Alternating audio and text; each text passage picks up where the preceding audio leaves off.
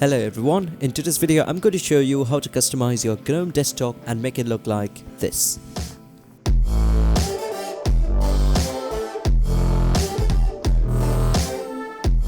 So I was kind of running out of video ideas and then I saw this comment asking for a macOS styled GNOME customization. I don't really like to follow one kind of style for making customization videos, but yeah, it has been a long time since we have done a macOS styled customization and I think it's time for making one on GNOME 45. And before we start, you can get GUI Theme installer for this particular theme pack in the description along with all the required files. Check it out from the description below if you are interested to support this channel as well as open source development under Nex. Also, I'll make all the required files for this video available for free in the description below, but let us try to reach at least 300 likes and 100 comments on this video, and come on, I don't think it is too much to ask for. And if you notice the dash over here, it's a little bit clumsy or cluttered as of now because I had already done the customization, but anyway, I'll show you everything in this video.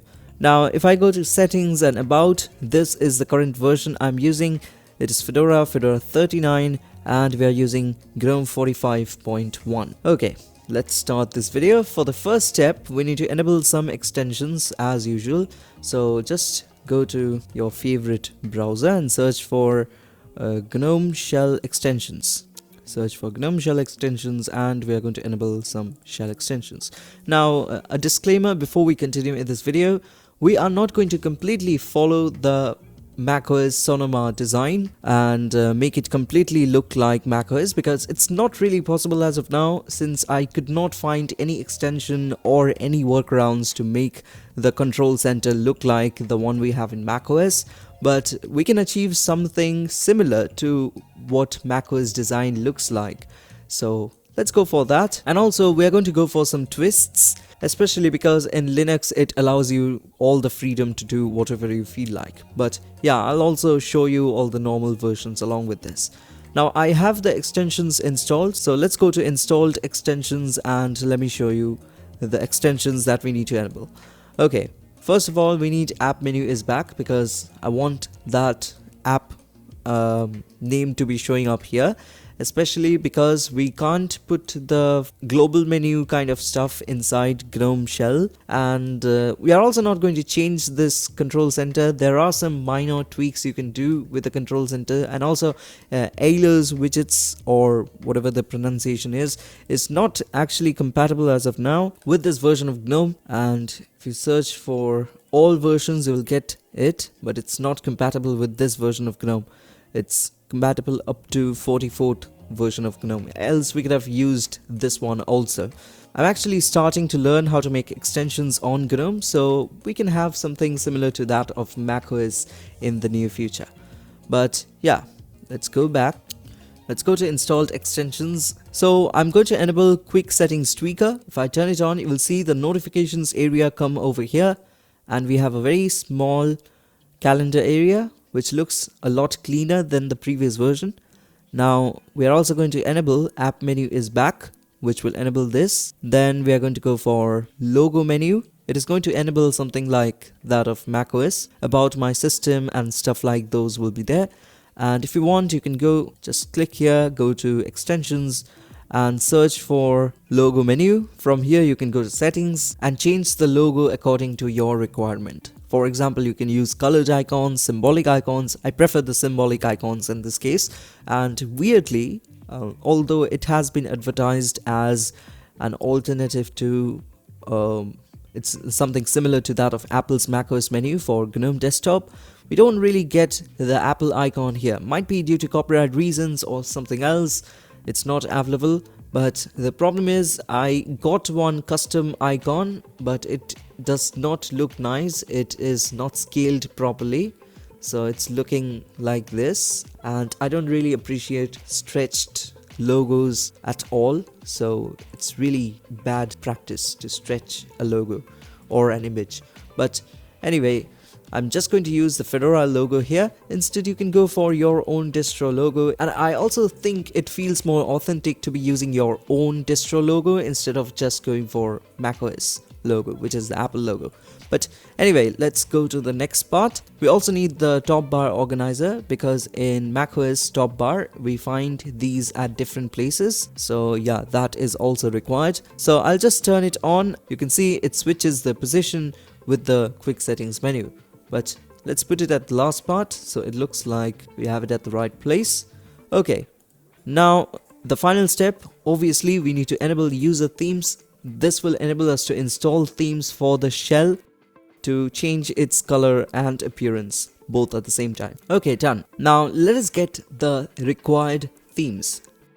What I like to do is just go to gnomelook.org and let's go to rating, and you'll find this theme, which is the Whitesir GTK theme. Just click on that, go to download, and we are going to go for the Whitesir dark version. And I'm also going to show you the problem of this theme by installing it. So let's install this theme. So I'll just open this in a folder, double click it, and it will extract itself. So fine, and now just minimize this. And now for installation, I'm going to use Evolve. It is a brand new GTK theme manager designed by me. Evolve is actually free, and if you want to get it, it is very simple. I'll just open a private window to show you how you can get it, because it is available for free. Just search for Evolve GTK theme manager. You will notice this Patreon link, and just search for the 1.1 version here. If you don't get it, no issues, just click on this link, but it is locked. So just search for the 1.1 version. As you can see, this is the 1.1 version of Evolve. Click there and we can get the link from here itself. You can also go to GitHub and see the open source project over there. So just click this and you will get the zip downloaded for free. The link is given in the description. Now running this is very simple. Just open it, double click, and it will again extract itself. Open and run this file, and as you can see, it runs properly. Okay, now I'm not going to use the 1.1 version of this application. What I'm going to use is the 1.1.3 version. It is going to be made available soon in Patreon. You can go and download it from there, and the reason behind using this version is nothing because there is a feature lack in this version or anything. No, nothing like that. There are some minor user interface changes I have done in this version, and I thought this video might be a good chance to just showcase the changes that I've done. So pretty normal changes. So you can see this is much smoother over here instead of this weird thing happening. So it looks much better and it's a little bit smoother, and the user interface is a little bit different. So this one looks a bit more balanced. But anyway, let's close this. And if you're running this on Ubuntu, you are probably going to have Yaru theme applied. I installed Yaru in order to show this how it's going to look like. So this is Yaru. I'll just close and reopen it. This happens because it is a GTK3 theme and not a global theme, but we don't have any interest in over here. Let's install the new theme we got. So for installation, click on install new, and from the sidebar it looks like this. So just move your mouse to the sidebar and you will get all these predefined directories. This one is the root directory, and let's go for the downloads directory, and as you can see, we already have the Whitesir dark shown over here, dark node. I'll click it and install. Done, close, and I'll just cross and go out from there. Now in order to refresh this page properly, we need to restart the application, but you don't need to restart it, just go to a different tab and go back to the previous tab. I'll just change it to Whitesir dark node, and as you can see, it's applied to the application itself before you apply it to the system-wide theme. And so right now we have the GNOME shell as default, so you can change it to something else. But anyway, I'll just press the done button and you will see all of those change. So right now we are using the proper theme for Whitesir dark node in all the 4 cases. But the problem is, even if I close and reopen the file manager, it just does not change the theme. Even if I just log out and log back in, it does not react to the theme change. So I find it weird, and that is why we need to have another theme in order to get the GTK4 version of a similar Mac theme. So a good option would be the colloid GTK theme.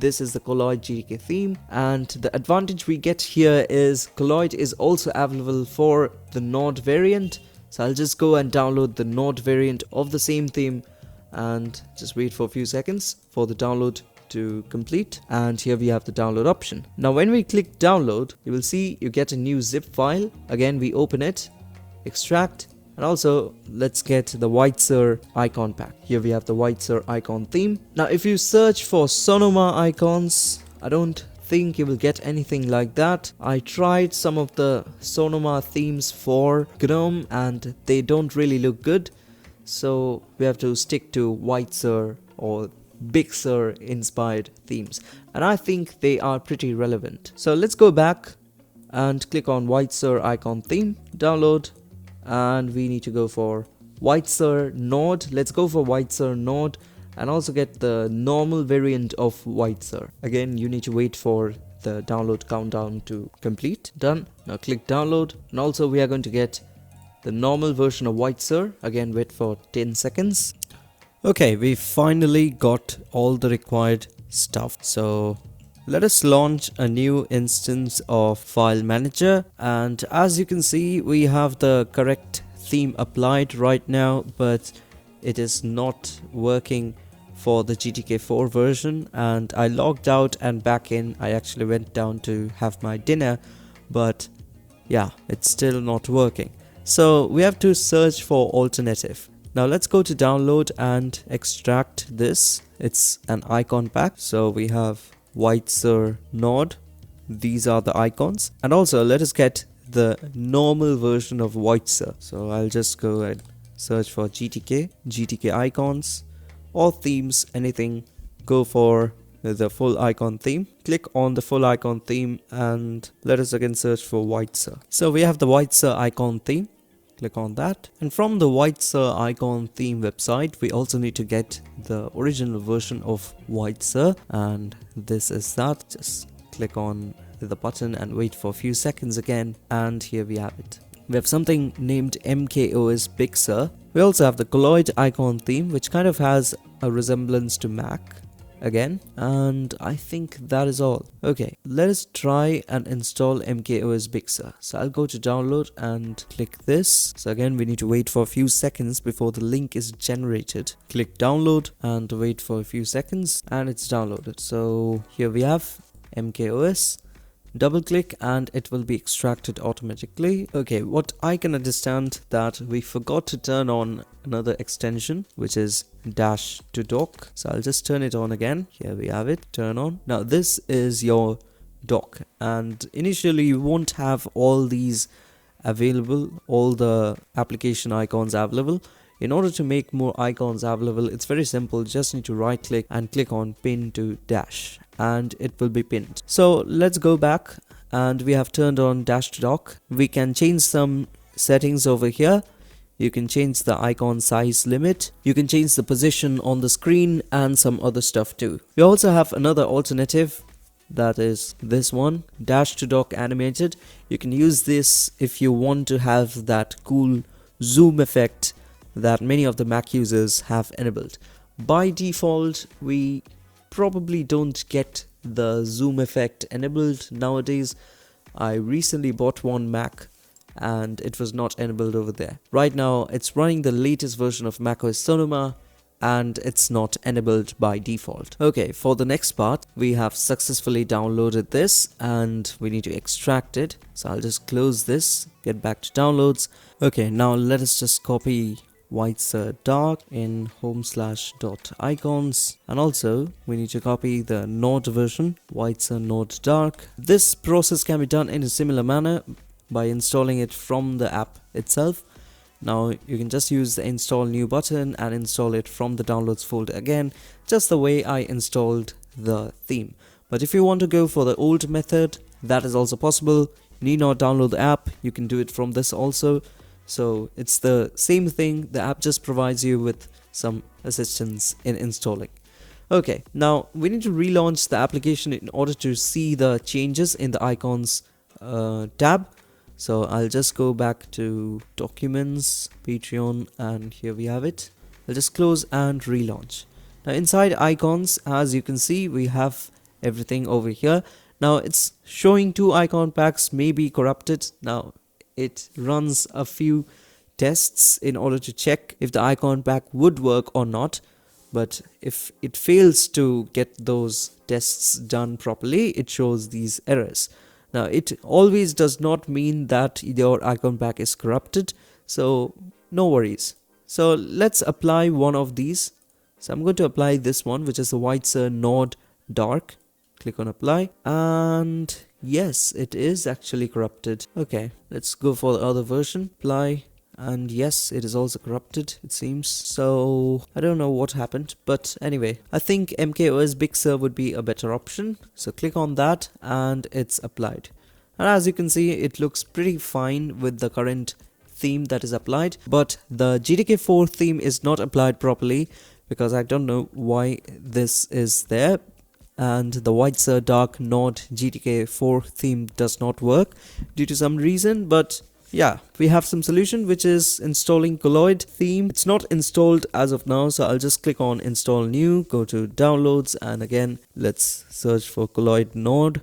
Here we have Colloid Node, and for a quicker installation you can actually turn this on, which is the filter. It will only show you the icon packs available inside the directory. So let's turn it off. This is Colloid Dark Node. Let's go for that, install, and done. I'll just go to icons and back to theme in order to see the installation done properly. Now click Colloid Node and apply. So this is how it looks like. But one problem with Colloid is this. As you can see, this one does not look nice.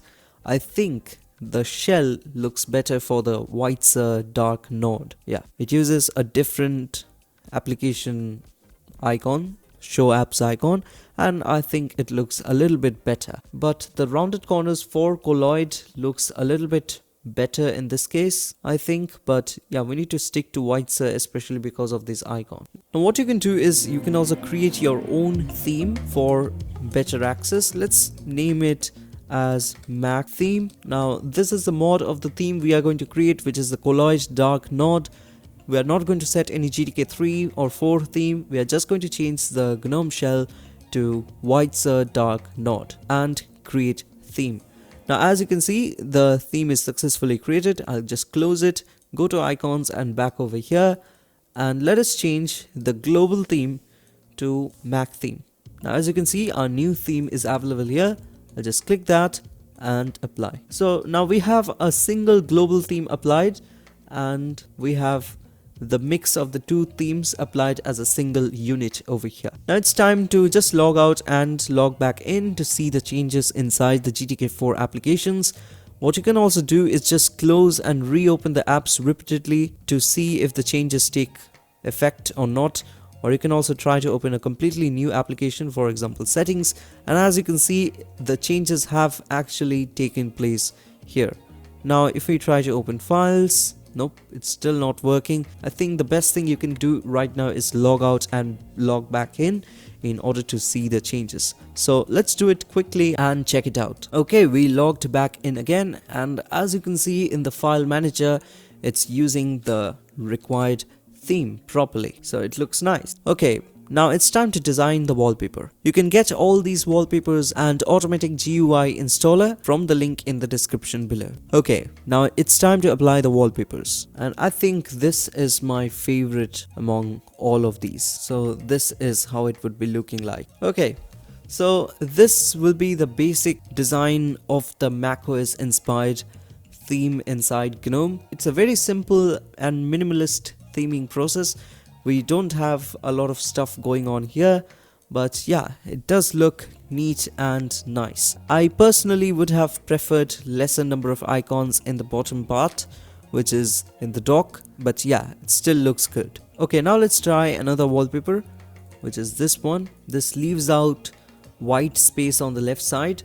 Now what we can do is try to run one of the conkeys from my previous theme, and it looks like this. What I'll do is modify the design a little bit and see how it looks like. So what I did was swapped out the background elements with a node colored variant and removed the greeting message on the top part. I also did scale up the widget size and created a single graphic instead of the previously fragmented one.